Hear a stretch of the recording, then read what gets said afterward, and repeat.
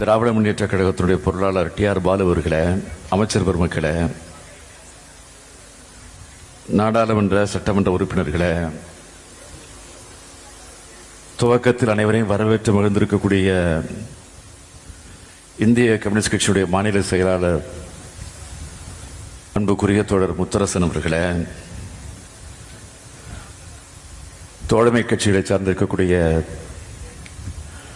தலைவர் பெருமக்கள் அண்ணன் வைகோ அவர்களே, அண்ணன் பாலகிருஷ்ணன் அவர்களே,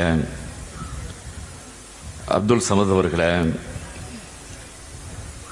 டி.கே. ரங்கராஜன் அவர்களே, ஜி. ராமகிருஷ்ணன் அவர்களே,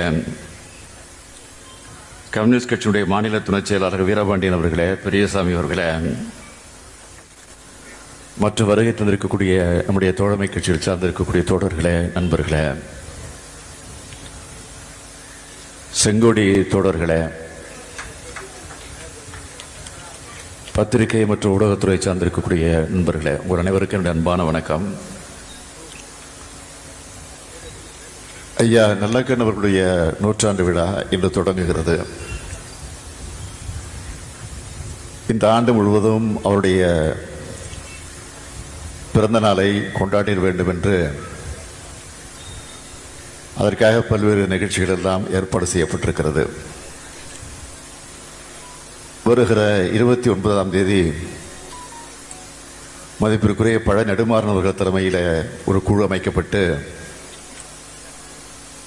அது சென்னையில் கலைவாணர் அரங்கத்தில் அனைத்து கட்சி தலைவர்கள் எல்லாம் பங்கேற்கக்கூடிய வகையில் காலையிலிருந்து மாலை வரையில் அந்த நிகழ்ச்சியும் சிறப்பாக நடைபெறவிருக்கிறது. இன்று அந்த விழாவினுடைய தொடக்கமாக நம்முடைய ஐயா நல்லக்கண் அவர்களை வாழ்த்தக்கூடிய வகையில் இந்திய கம்யூனிஸ்ட் கட்சி அலுவலகத்தில் இன்றைக்கு நாமெல்லாம் ஒன்று சேர்ந்து வாழ்த்தி கொண்டிருக்கிறோம்.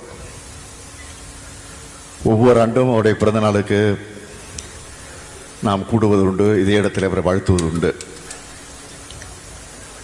ஆக அந்த அடிப்படையில் இன்றைக்கு கூடியிருக்கிறோம் என்று சொன்னால் இது அவர் காணக்கூடிய நூற்றாண்டு. நம்முடைய மதிப்பிற்குரிய முத்தரசு அவர்கள் சொன்னது போல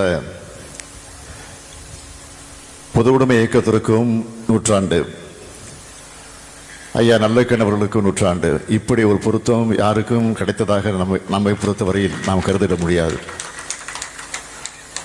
அப்படிப்பட்ட பெரும் வாய்ப்பை, சிறப்பான வாய்ப்பை, அரிய வாய்ப்பை பெற்றிருக்கக்கூடிய நம்முடைய நல்லக்கண் அவர்களை நானும் உங்களோடு சேர்ந்து வாழ்த்துவதற்கு விரும்புகிறேன், கடமைப்பட்டிருக்கிறேன். உள்ளபடியாக சொல்லணும்னா நான் வாழ்த்து வரல, வாழ்த்தை வாங்க வந்திருக்கிறேன். அதுதான் உண்மை.